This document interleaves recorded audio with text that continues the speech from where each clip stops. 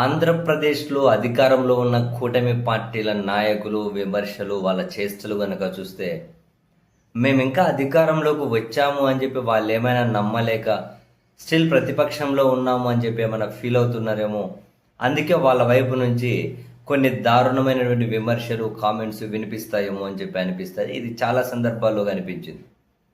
తాజాగా కూడా కడప దగ్గర అలంకానపల్లిలో ఒక పెద్ద దస్తగిరి అనే అతన్ని రిమ్స్ ఆసుపత్రిలోకి వెళ్ళి మరీ నరికి చంపేస్తే, దాని చుట్టూ అధికార పార్టీకి సంబంధించిన వాళ్ళు, మంత్రుల దగ్గర నుంచి, టీడీపీ నేతల నుంచి, అధికార party media, Telugu Desam party media, వీళ్ళ వరకు వరుస పెట్టి రాసుకుంటూ వచ్చిన కథనాలు, చేసిన విమర్శలేంటి?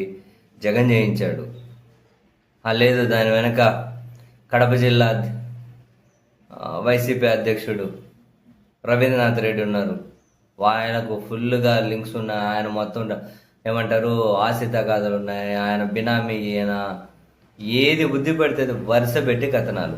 ఇవన్నీ చూస్తే ఎవరికైనా ఏమనిపిస్తుంది? అధికారంలో ఎవరు ఉన్నారు? తేల్చాల్సింది ఎవరు?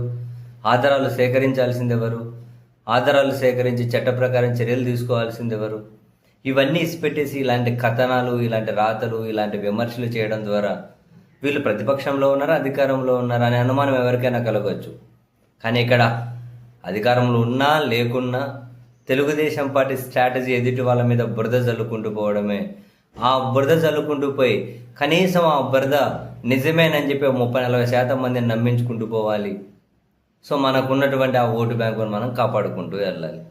ఆ బురద మరింత ఎక్కువ మంది నమ్మితే అది మనకు ప్రయోజనం కలుగుతుంది.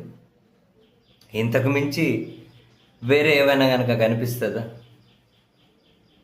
అధికారంలో ఉన్నోళ్ళు తేల్చాలి. వరుసపెట్టి ఇలా దుష్ప్రచారం చేస్తున్నారంటే జస్ట్ బురద చల్లడం ఎజెండా. అధికారంలో ఉన్నవాళ్ళు కూడా ఈ పని చేయడం ఏంటి?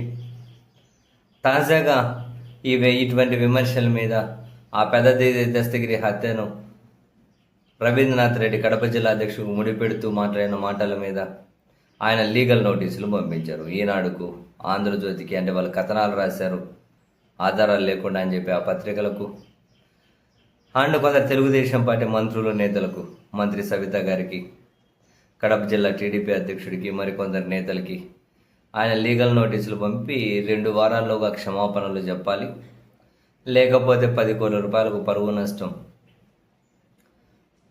అంటే డిఫేమేషన్ సూట్ ఫైల్ చేస్తాను అని చెప్పి ఆయన లీగల్ నోటీసులు పంపించారు. అయితే ఇక్కడ ఈ లీగల్ నోటీసుల వల్ల వచ్చేది లేదు, పోయేది లేదు. ఇటువంటివి ఏమైనా కనుక పరిష్కారం అవుతున్నది కూడా లేదు. ఎక్కడో అక్కడో ఇక్కడో ఎప్పుడో ఒకటన్నా ముందుకెళ్తే ఏ ఒక్క నోటీస్ అయినా ఫలితం కనిపిస్తే ఇటువంటి వాటి వల్ల ప్రయోజనం ఉంటుందేమో. సరే, ఇంక వేరే ఆయన ఇప్పుడు అధికారంలో లేరు కదా, వాళ్ళకి ఇప్పుడు వేరే ఆప్షన్ ఏముంది? ఈ బురద కడుక్కోవాలి అంటే అదిగో లీగల్ నోటీసులు పంపించడం ఒకటే. సో అందుకని చెప్పి ఆయన లీగల్ నోటీసులు పంపించారు. ఇట్లాంటివి ఎన్ని చేసినా వీళ్ళ ఎజెండానే ప్రధానంగా దుష్ప్రచారం చేయడమే కాబట్టి దాని నుంచి పక్కకు వస్తారు అని చెప్పి ఎవరు భావించాల్సిన అవసరం లేదులేండి.